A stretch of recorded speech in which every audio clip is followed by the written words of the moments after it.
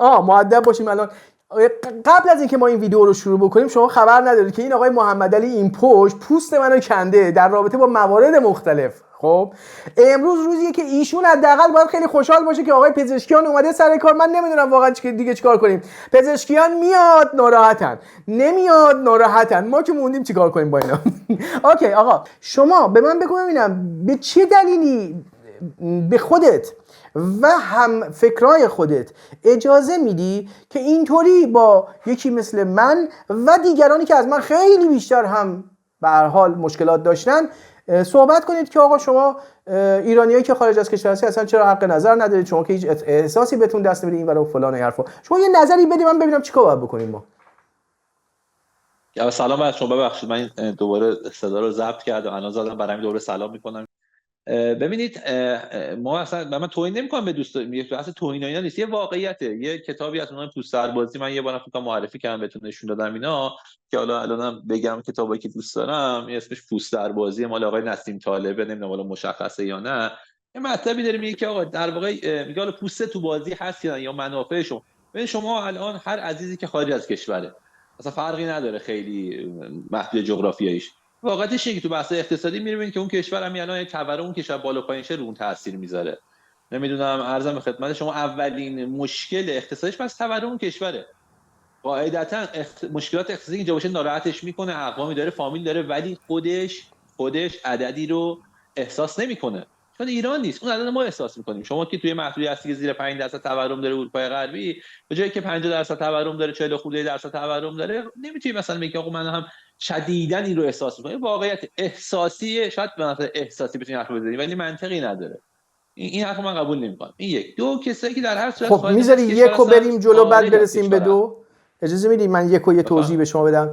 ببینید عزیز دلم، اولا که ما وقتی که شما صحبت میکنید دارید با یک طیف وسیعی از خارجی نشین ها، در واقع ایرانیای خارج از کشور صحبت میکنید. این طیف وسیع شکل‌های مختلفی دارن. یه عده قلیلی از اینها هستن قبول دارم اصلا یه وضعیت خاصی داشته و گفته خب پس من میرم اون طرف و واسه خودش مال حتی سرمایه گذاری کرده این طرف و به هر حال در واقع یه جورایی اصلا دوست نداشته که بیشتر از این عذاب ایران رو بکشه.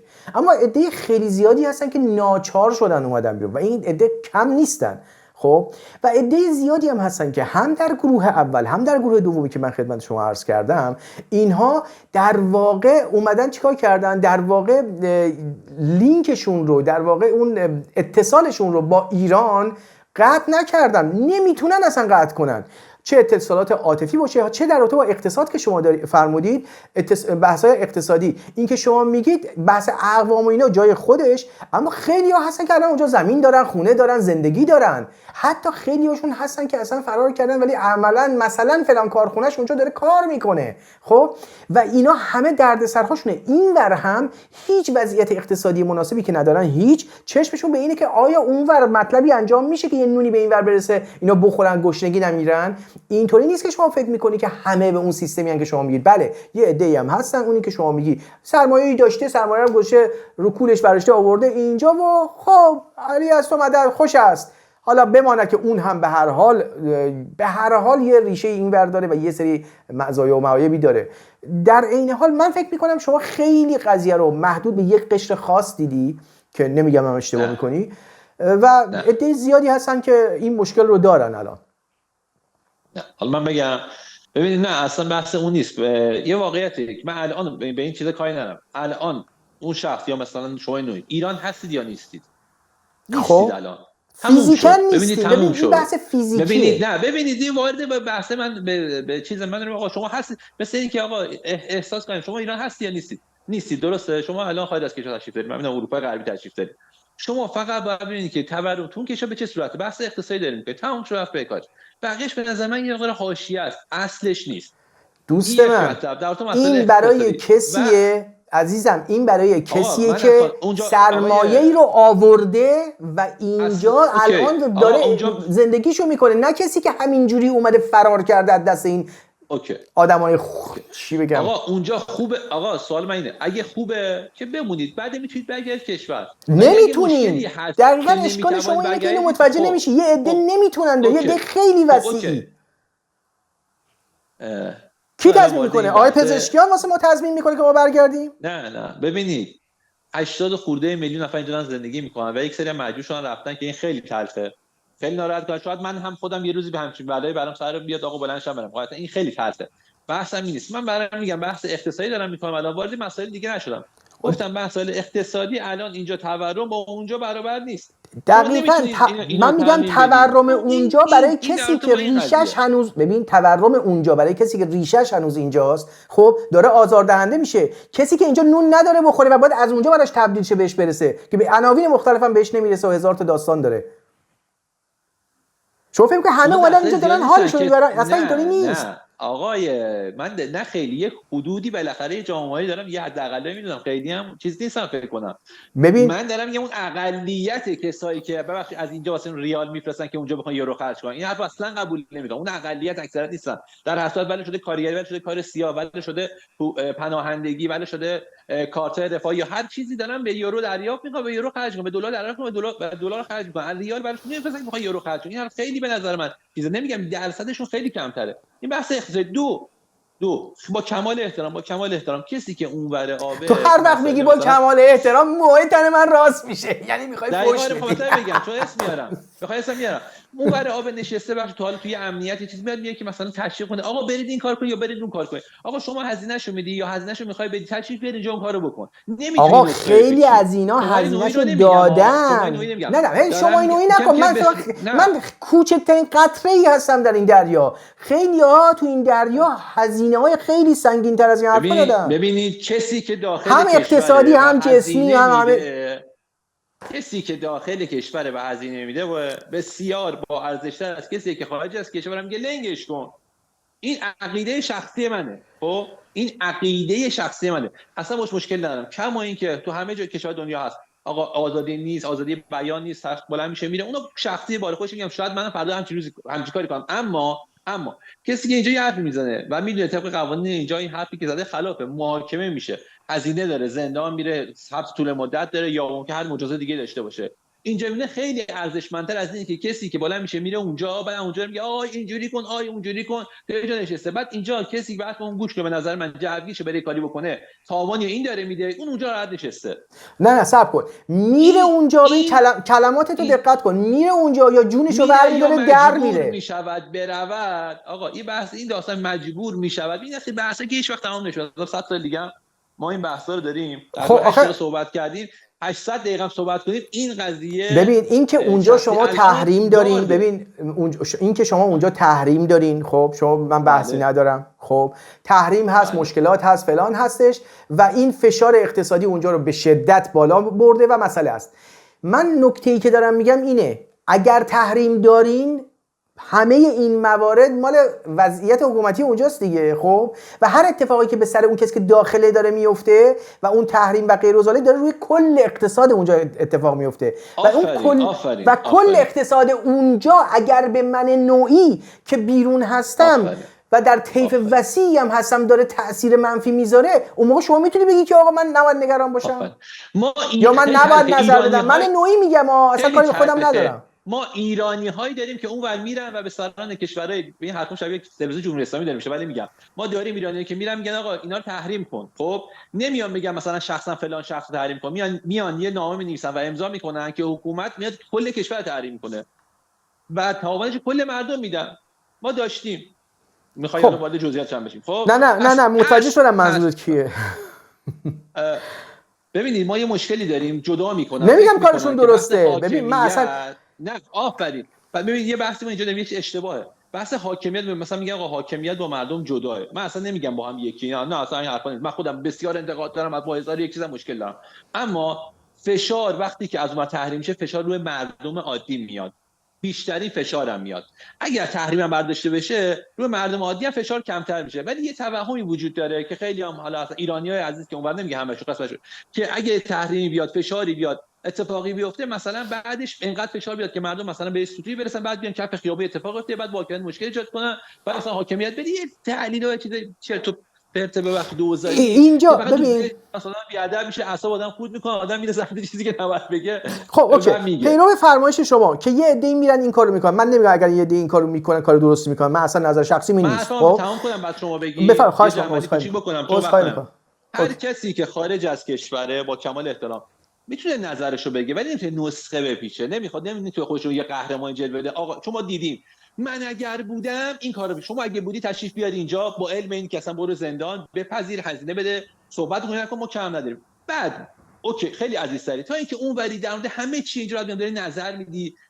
نه دیگه ببین نظر دادن همین ببین نظر دادن با نسخه دادن دو تا موضوع متفاوته. آفرین آره نظر که نداره، همه آزاد نظر دادن، ولی این نسخه پیچیدن و این شوره. آقا من یه حرفی شنیدم از یه حالا اپوزیسیون اصطلاحا خارج از کشور که الان اسمش رو نمیارم، حرف جالبی زد. بنده خدا خودش هم واسه که اقوام درجه یکی شو دست داد تو سال هواپیما گفته بود که مطمئن نیستم درسته یا نه، ولی فکر کنم نقل قول از ایشون درست بود که گفت من تا وقتی که خودم تو ایران نباشم کسی تشریف نمی‌کنه مثلا بره کف خیابون فلان کارو کنه. یه سری دیگه اونور نه آقا اینجوری اونجوری. آقا حرفی زد گفت وقتی خودم نمیرم بیرون، یعنی نیستم که برم بیرون، وقتی که خودم اونجا حضور ندارم ازش دارم چرا بقیه تعریف کنم. اما الان دوست عزیزی که اونجا هستن، خودش اونجاست، بچه‌ش اونجاست، 150 تا میگم 150 تا کلی مزایای گرفته، میدون اونجا بچه‌ش داره درس میخونه، اونجا وایس فاست فود فلان کارو میکنه، بعد چقدر طرفه، بعد اونجا محبوبم شده، محبوب‌تر کسی که اینجا حرف میزنه، هزینه میده، میره زندان، میگن اون باز بهتر از اوکی تر است. ایزی بشین فکر کنی اون آدم تا وقتی که اینجا نیست هیچ حقی نداره که نسخه بشه. نظرش میتونه بگه به عنوان یک ایرانی بعد دلش میسوزه، دلت میسوزه اونجا چی کار میکنی؟ خیلی نگران وطنیتی، بیا اینجا برو زندان اصلا 20 سال 30 سال یا هر اتفاق دیگه ای.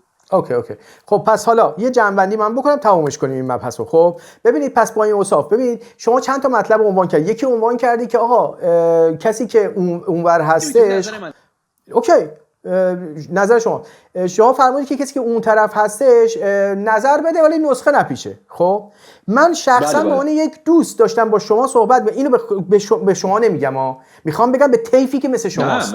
خب به طیفی که مثل شما داره فکر میکنه. خب من شخصا داشتم مثل یک دوست با شما صحبت میکردم و داشتم نظرمو میگفتم، ولی شما من توپیدی و نه توپیدی ولی خیلی محترمانه همون جمله همیشگیت رو که میخوای فوش بدی به من برمیگردی میگی آقا با کمال احترام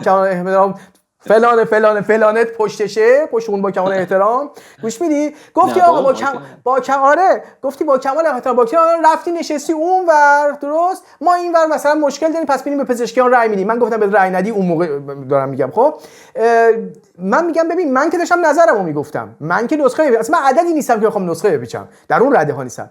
پس اون کسایی که نسخه میپیچن خب به خاطر همین دارم میگم ببین مشکل من با امثال طیف شما اینه که یک اتفاقی که میفته برای همه تعمیم میدید. خب یه دفعه همه خارجی‌ها بدن، یه دفعه همه خارجی‌ها در رفاهن، یه دفعه همه اصلا اینطوری نیست. خب عملا جمله‌ای که به من گفتید همین معنی رو میداد. خب این از این. اما در اجازه بده دیگه شما صحبت کردید می‌خوام تمومش کنیم. خب مطلب بعدی که بود شما برگشتی گفتید یه ایده هستن حرف تو دهن من نذار، خودم کجا هستم عزیز زمانمون خیلی چیزه، زمانمون خیلی محدوده. خب عرضم به حضور شما که بحث سر اینه. ببینید شما یه مطلب دیگه هم عنوان کردید، من این رو هم بگم. شما گفتید که آقا اینا خیلی هاشون میرن که تحریک میکنن تازه دولت‌های دیگر رو که آقا تحریم کنین ایران رو فلان کنین و توجه نمیکنن که چه فشاری روی مردم ایران میاد. من شخصا که اصلا اساسا با کلمه تحریم موافق نیستم، به خاطر اینکه هیچ این تحریم به درد که نخورد، هیچی فقط مردم رو بدبخت‌تر کرد. یعنی عملاً دشمنی با مردم ماست. این یه حقیقتی خیلی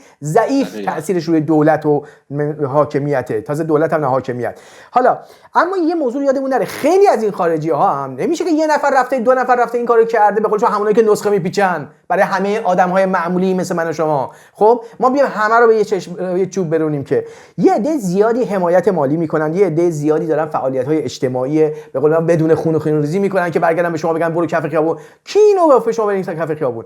عرضم حضور که یه عده زیادی دارن مشارکت‌های مختلف میکنن، یه عده زیادی دارن نظر میدن و نظراشون خیلی سطح بالا و خیلی عمیق و محاسبه شده است که ارزشمنده واقعا. و ما باید قدردان باشیم. خب پس با این اوصاف بیایم این نفاقی که بین خارجی و داخلی افتاده رو بذاریم کنار. همونطور که ما میدونیم یه عده زیادی هم در داخل ایران دارن به شدت افراطی عمل میکنن که واقعا آدم یعنی فقط خارج از استاندارد شخصیتی منه که بگم آقا واقعا اینا سرشون به تنشون اضافه است. خب و یه عده هم خارج از ایران دارن آقا اگه اینجوری باشه پس ما همش بگیم این ور بد است اون ور بد است، بزنیم سر کله هم دیگه. یه جایی استارت کنید برای اینکه همدیگه رو بپذیریم. حالا یه عده‌ای هم به قول شما نسخه میپیچن، اشتباه میکنن، شاید اونها هم آگاه شدن نسخه نپیچیدن. این جماعتی که دارن فعالیت‌های تمیزی میکنن، اطلاع رسانیایی میکنن که مردم ایران رو وضعیتشون از نظر بحث‌های مشارکت‌های بین‌المللی بالا ببرن و اطلاع رسانی که شما نمیتونید اون تو به راحتی صحبت کنید و بگید و اینها دارن انجام میدن، این ارزشمنده. پس اینا رو با قدردان بود و من به هر حال از شما سپاسگزارم به خاطر اینکه حاضر شدی، به خاطر فوشایی که به من دادی دارم یه جواب پس بدی. بابا درود بر شما. حالا به هر حال عرضم به حضور شما که امید که طبق اون صحبتی قبلا هم کرده بودم این اتفاقی که افتاد آقای پزشکیان اومد واقعا این شادی رو برای عده‌ای که حداقل بهش رأی دادن حداقل برای اونها بیاره و این قضیه برسه به جایی که یه تغییرات اساسی هم در آینده داشته باشیم، چون من واقعا تمرکزم روی تغییرات اساسی هستش. من از شما سپاسگزار هستم، خیلی محبت کردی، یک دنیا ممنون از وقتی گذاشتی. یه دقیقه یا نه؟ شما هر چقدر دوست داری صحبت کن. یه دقیقه که آره صحبت کن. یک دقیقه سریع مسترم. در رابطه با اینی که برای ما بیشتر از 4 میلیون نفر ایرانی خارج از کشور داریم، خیلی هم عزیزن، ولی همیشه میدونید اینطوریه، ولی من سعی میکنم عقلم برسه اون چیزی که رسانه نشون میده 5 نفر 10 نفر جمع میشن یه شعاری میدن آدم تعمیم نمیده، این اشتباهه. ولی ما نداشتیم این چند ساله، شاید 1-2 سال مد شده که مثلا توی واقعا خنده مثلا مثل انگلستان، مثل ایالات متحده اروپای غربی اینا یه نفر بره رای بده، یه سری برای کم حالا طرف چیز بشینن فوشای ناموسی به طرف تو چرا داری رای بدی اصلا. یعنی ما یه زمانی من یادمه ذهنیتمون این بود، اکثرا میگفتن کسی که مثلا میره اونور مثلا تو اروپای غربی خیلی از نظر فرهنگی، شخصیتی، کلامی اینا مقداری غایتا پیشرفت می‌کنه، متأسفانه یه سری ولی خیلی کم ولی پس رفت کردن. این اینجا درباره آقای پزشکیان که اینکه یه عده‌ای رفتن بهش رأی دادن، نه انتخابات دور دوم 50% شرکت کردن، ایشون رأی آورده، کما اینکه تو اروپای غربی کشورها دیگه 30 خورده درصد رأی میدن، هر 20% میاد و قدرت رو در دست میگیره. کسی نمیگه که یه عده‌ای رفتن بهش رأی دادن، نه، واقعیتش اینه که انتخابات شده و ایشون حالا با هر چی گزینه محدود، هر اسمی میخواد بعد و بدتر رأی آورد، هیچ کسی فکرشو نمیکرد ایشون رأی بیاره، اصلا تو مخیله کسی نمیگنجید. آخ تو چقدر ساده ای عزیز دلم. آفرین همیشه یه چیزی برای گفتن راجع به این با هم صحبت می‌کنیم. کسی بیاد آقا راجع به این با هم صحبت میشه، یه چیزی میگم لجمو در نه، همین الان میشم 1 ساعت دیگه با حرف میزنم. آقای پزشکیان من تانک نیستم، من نقطه زن نیستم، من خاک پای شما مسعود پزشکیانم و سلام. درود بر شما، سپاس از شما، درود، متشکرم.